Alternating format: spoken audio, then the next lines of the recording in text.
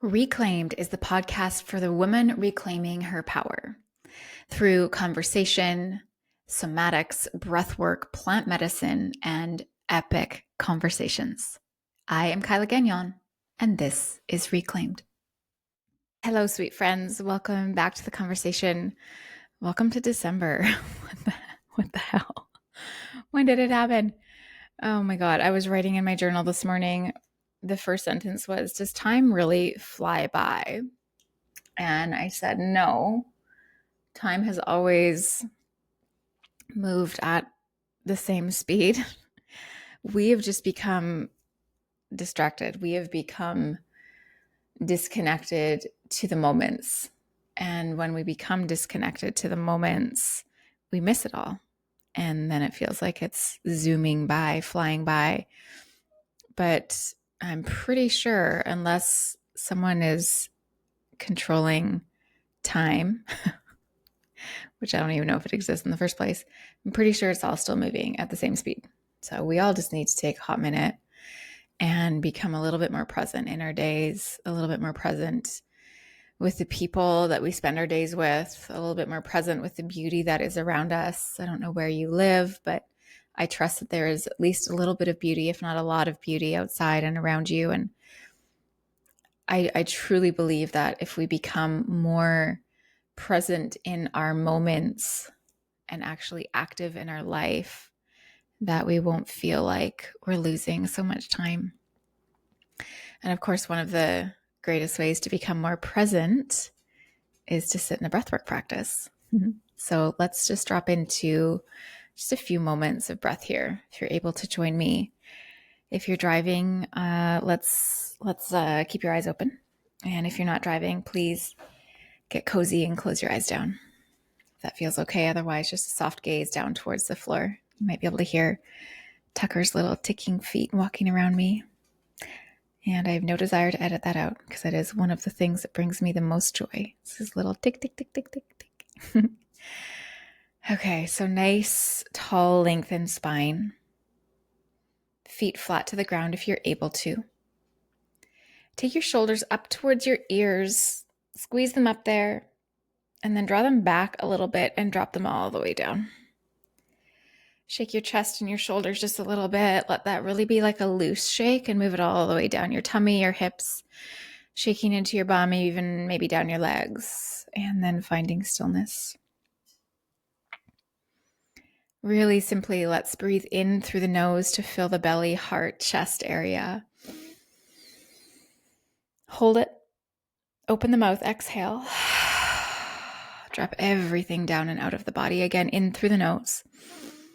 Up through the belly, into the heart, the chest. Hold at the top.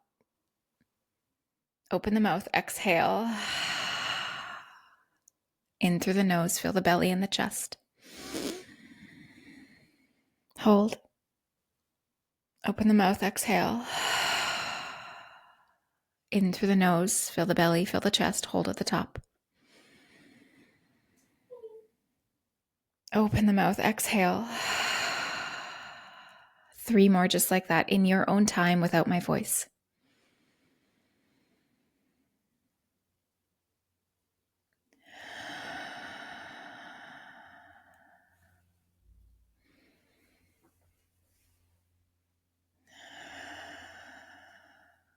One more.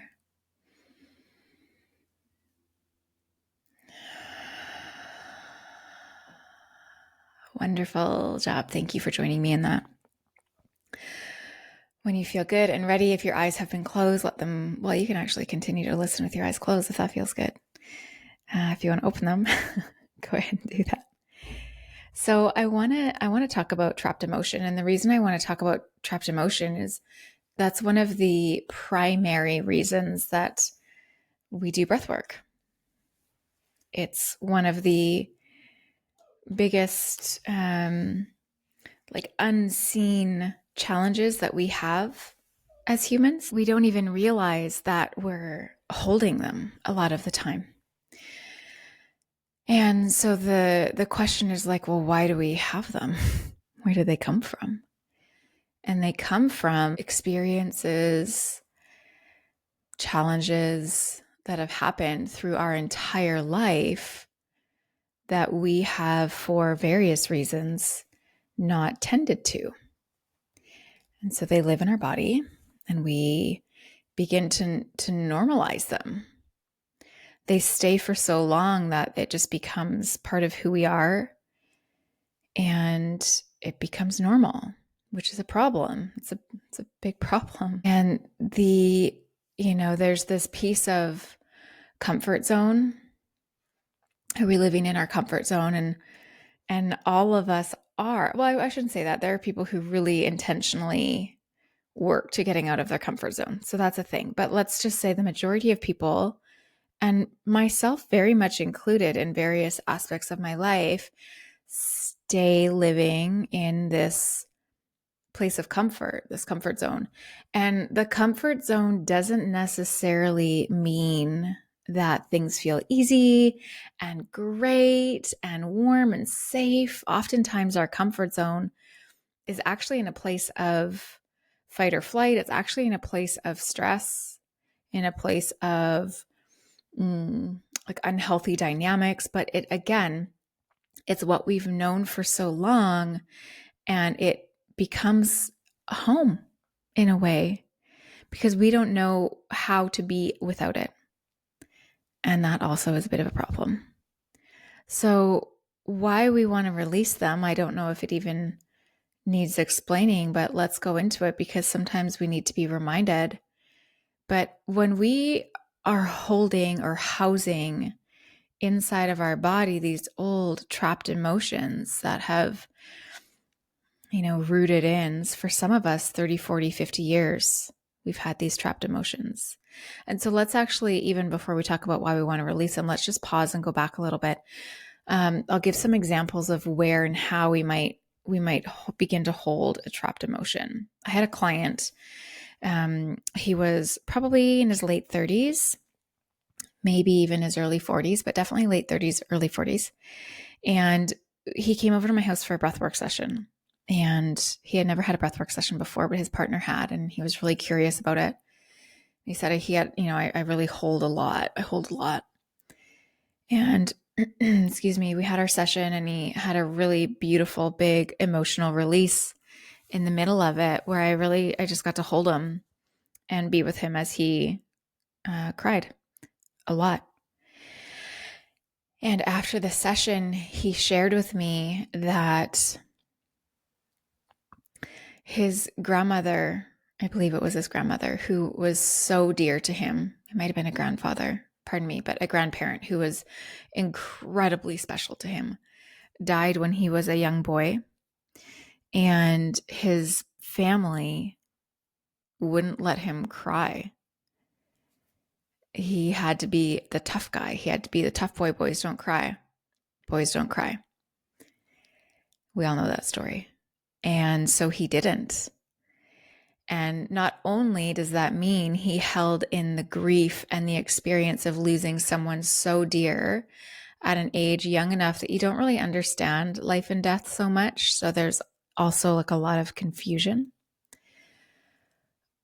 But he then learned that that's what you do when there's big grief, big sadness. That's what you do. You suppress it. You hold it in. And so he then had decades of trapped grief and quite likely other emotions.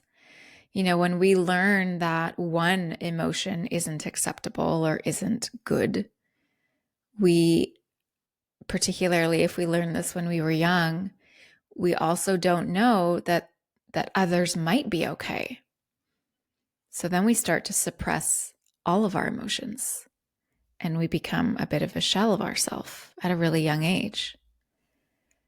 Again, there's like so many layers as to why this is not a good thing.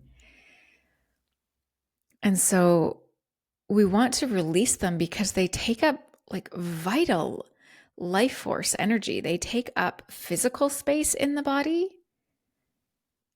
and they take up our life force energy. They take up our energetic space because we are working subconsciously, sometimes consciously as well, really hard at keeping those parts of us at bay. we're kind of always on high alert if that emotion that we've been stuffing down for so long is trying to creep up, or maybe a new experience is coming in and we're feeling like, oh God, I'm going to feel that thing. We're on constant alert to keep that down. So that's a lot of emotional, energetic energy that is being completely wasted. And when we do that, when we keep suppressing these parts of us, it really is ultimately just keeping you further and further separated from your truest, authentic self, which is, again, a problem. So I pulled up some stats about suppressed and repressed emotions and how they can actually cause dis-ease in the body. And so without going into like a whole lecture on each of these, I'm just going to give you some points. If you're really curious about it, of course, look it up. A book that you might also be interested in is The Body Keeps the Score, or When the Body Says No. Those are also, really good sources of information. So first one is our stress response. So emotional repression and suppression can and often leads to chronic stress, which triggers the body's stress response, puts us in like a heightened state of, or a heightened level of cortisol running through our body, which is our stress hormone, which also is the hormone that for a lot of us keeps us holding onto excess body fat as like a survival mechanism. And over time, that may contribute to conditions like hypertension. So we're looking at heart disease and metabolic syndromes. So our stress response is the number one thing here. The next one on the list is our immune system and the impact that suppressing our emotions has on our immune system. It can really weaken our system. And research, shows that unresolved emotional issues, repressed trapped emotions, may lead to higher susceptibility of infection and a slower recovery. So it's like our immune system is weakened, so we're more likely to get sick, but because we don't have a strong immune system, it's going to be harder for us to recover. Number 3 is muscle tension and pain. So repressed emotion often can actually manifest physically as different tensions or, I don't know any other word to use for muscle stuff. Generally, we describe it as tense. Yeah, chronic tension then can lead to conditions like fibromyalgia, constant tension headaches, migraines, and many other musculoskeletal disorders and issues. And our body also, and I'll be teaching this with my breath facilitator or my breath teacher, Trevor Yalick, as we open up our Pneuma Level 1 breath training in March, where we actually go into the mapping of the body. Let me just pause there. Not a lot of people know this. I am teaming up with my breathwork teacher, who is incredible and has been retired from teaching breathwork trainings for about 2 years. And he's coming out of retirement, and we're teaming up to run teacher trainings again, starting in 2025. Okay, so if you're curious about breathwork training, we've got a training happening in Victoria at the end of March. I'll put the details in the show notes. So yeah, you can map the body, and there's different emotions that connect with different parts of the body. And so we can actually start to really make sense of where your pain is. And if there's a certain area in your body that you constantly keep injuring, or a certain side of your body that constantly is, you're like, oh, I sprained my left ankle. And then you're like, my knee is sore. And can you believe I fell hiking in my left shoulder? And so there's rhyme and reason often when we thread it back to our emotional history and relationships and inner child work and all of that juicy stuff. The fourth one is digestive issues. So emotional suppression can really disrupt the gastrointestinal system, which leads to, irritable bowel syndrome, IBS, stomach ulcers, just plain, just pain in the guts, bloating, just digestive problems, right? The brain and gut are directly connected. It's the brain-gut axis. And if our mind is in a constant messy state of stress, it is almost expected that we're going to have some gut stuff. Fear also lives in the belly, lives in the stomach, lives in the, So if there's fear, if there's an inability to let things go because I just don't trust that it's going to be okay, there's a lot of worry that is going to show up oftentimes in the belly. Mm-hmm. Last one here is mental health connection. So this one seems pretty obvious, but while emotional repression is often linked to our physical health, it also exacerbates mental health disorders such as anxiety and depression. So if you're prone to either of those and you're also practicing a lifelong emotional suppression, it's kind of that like, did the chicken come first or the egg come first?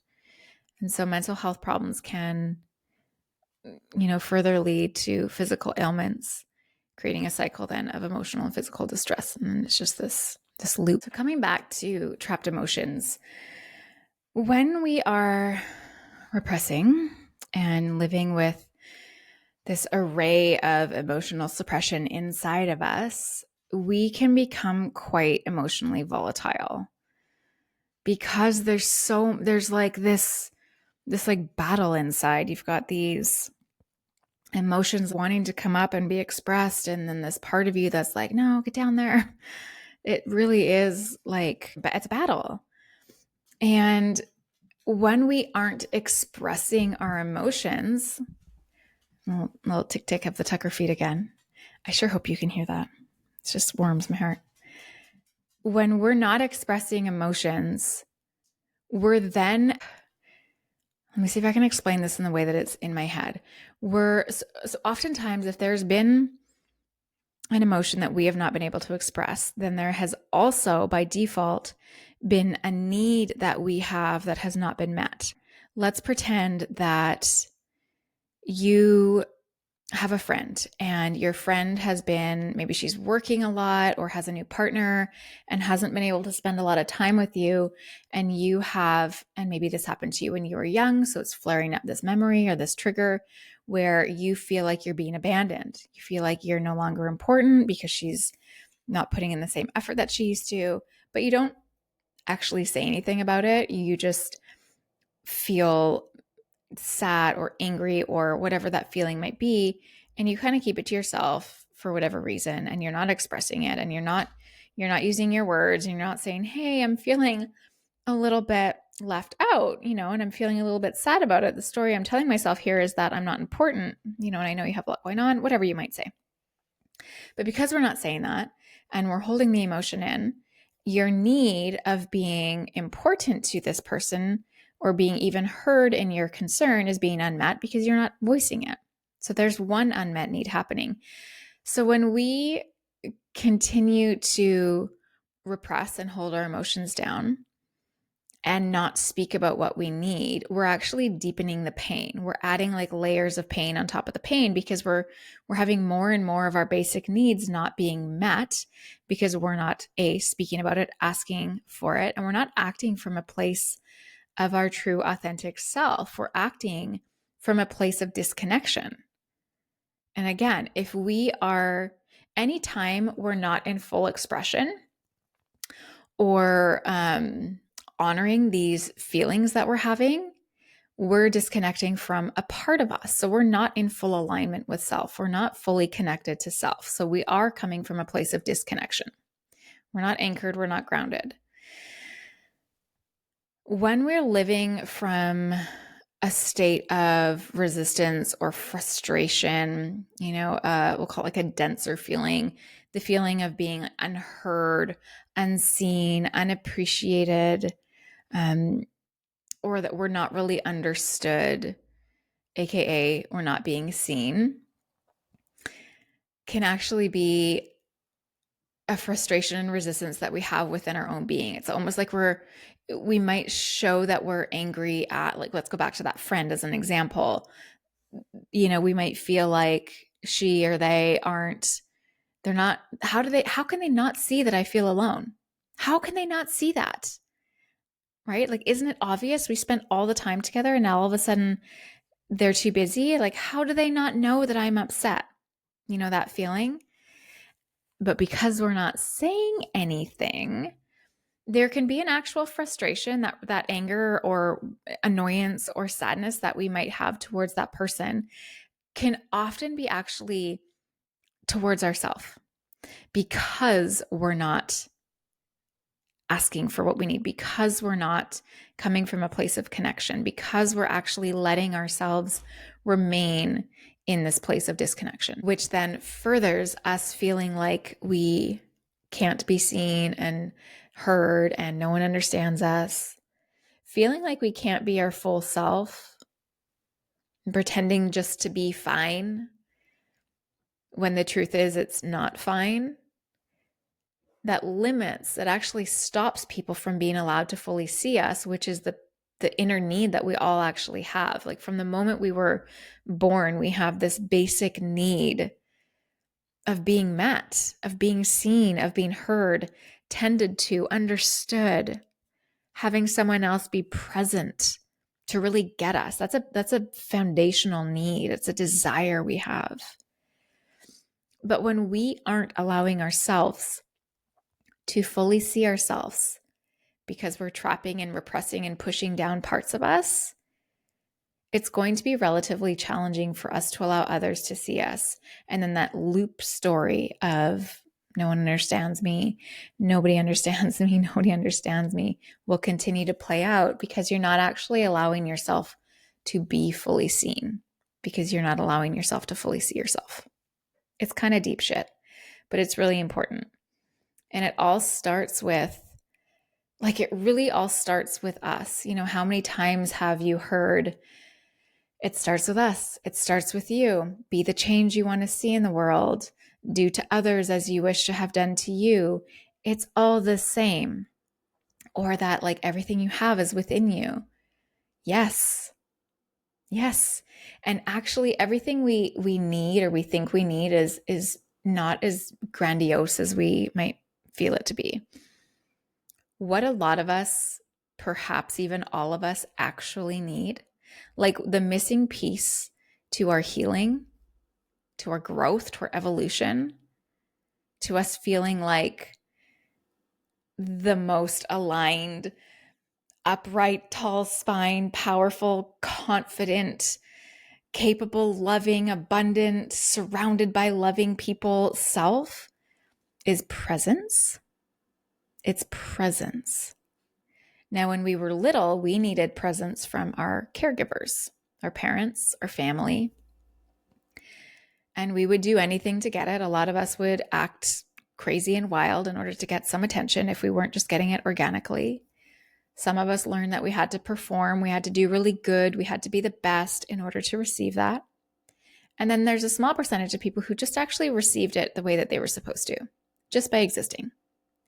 But a lot of us have learned that that's not good enough, that just existing isn't good enough, that we actually have to do something in order to be seen and loved and appreciated and fill in the blanks. And so we've been seeking our whole life for this sense of presence from someone, a loving other who's coming to quote unquote save us. But we're no longer little kids. We no longer actually need that from others. We're grown. And the piece that's been missing for a lot of us is seeing ourselves, is being that loving other, that loving presence for ourselves. A lot of people are still seeking it externally. It's why they get into various relationships that just are absolutely not serving. We have no boundaries with people. We're people pleasing all over the place. We're seeking for someone else to see us and make it all okay, when actually, to simplify the whole thing, if we can just meet these parts of ourselves, and I say these parts of ourselves, I mean all of your layers of emotion. I mean the judgment that you carry about others, about yourself, to meet that with hey, I'm right here. I see you. You're welcome. You're totally welcome here. I'm not going to judge you. I'm just going to be with you. I understand where you come from. It's being with a part of you that's jealous. It's being with a part of you that's really pissed off. It's being with a part of you that's sexually curious. It's being with a part of you that is shameful about their sexuality. It's being with a part of you that is really sad. It's being with a part of you that's so excited and feels like they can't share it because everyone in their life is going through something hard, so I can't possibly be excited. It's all of the parts of you that you hide. Those parts of you need your presence. And they need your presence in a way that is the most unconditional love that you've ever perhaps experienced, where there is literally no judgment about it. Even the judgment. Let's say you're a super judgy, I was gonna use a swear word, I'm not going to. You're a super judgy person. You're judging everyone. You're always talking about people. Maybe you're a super gossiper. Maybe you're the queen of gossip. It's being with that part too. It's like, hey girl, I'm right here. And I understand that it might feel really good for you to talk about other people and to have people agree with you and to feel like you're part of a community so that you don't feel alone. That makes sense. I totally get it. You know, it's offering space for all of these parts of us to exist. And the reason I'm talking about this now for almost half an hour is I didn't have access to these parts of myself before I found breathwork. I didn't. I thought I did. I had read all the self-help books. I felt like I was doing the things. I was volunteering. I was a big sister. I was still totally judging other people for everything that they weren't doing that was spiritual, and I don't even know. I was still in such a place of unmet. There's so many parts of me that I'd never spent time with and that I was still judging. So of course I was judging others. It was breath work. It was conscious, connected breath work that brought me into these parts of myself and have completely changed how I am as a woman, just as a being, how I am in relationships, romantic and platonic, how I support my clients, how I be with people. It is a game changer. And I thank God for it, because I will continue forever until I'm not breathing anymore to explore breath work, because we are a big well of life experiences. And as long as we're alive, we're going to continue having more life experiences and building up different emotions. And our subconscious patterning is going to want us to stifle some of them, even though we're practicing not, because we've got decades of that behind us. So it's going to take a while to undo those patterns. And so I'll breathe, and I'll invite you always to breathe with me. Yeah. So I'm going to leave that there. Trapped emotions. It's why we do breath work. It's literally like why we do breath work. You don't have to hold it all in. It's not your responsibility. It's not why you're here. And if you have had people actually explicitly say that part of you is not okay, that part of you is crazy, that part of you is unhinged, I don't know, it's not correct. That is not correct. And I would love to support you in that, of course, if that feels like a tender place for you, if you have some resistance there. We breathe together twice a month inside of Breathe with Kyla. It's my breathwork and somatics membership. It's a whole vibe and super, super fun inside of there. And on top of the 2 breathwork journeys every month, we have a whole library of practices you can catch up on. There's 200 practices, including daily breathwork practices, meditations, movement, fitness, yoga, guest speakers. There's so much epic content to tap into at your leisure. And a really beautiful community of women who are moving through all of this together at various different stages, all ages, exploring breathwork, exploring their inner landscape, their emotions, and becoming more powerful every single breath, more confident, more authentic, more powerful. My mission is to help 1 million women reclaim their power. You know this if you've been in my world for a little while, and it starts with breathwork. Yeah. Speaking of breathwork, December 16th to 20th in a private Facebook group. Maybe you're already in it. It's kylagagnon.com Facebook group. Such a basic name. December 16th to 20th. It's a 5-day free breathwork experience if you're not in that Facebook group. I'm going to put the link below to register for the event. And we'll be going live at 7:30 a.m. PST every day that week for a different breath practice. And of course, because it's in Facebook, they're all going to be replays available. Like you won't have to, I won't even need to email it to you. Replay will just live there, and it will probably live there forever. I don't know. Maybe we'll see. And all of those practices, of course, will be added into the Breathe with Kyla library.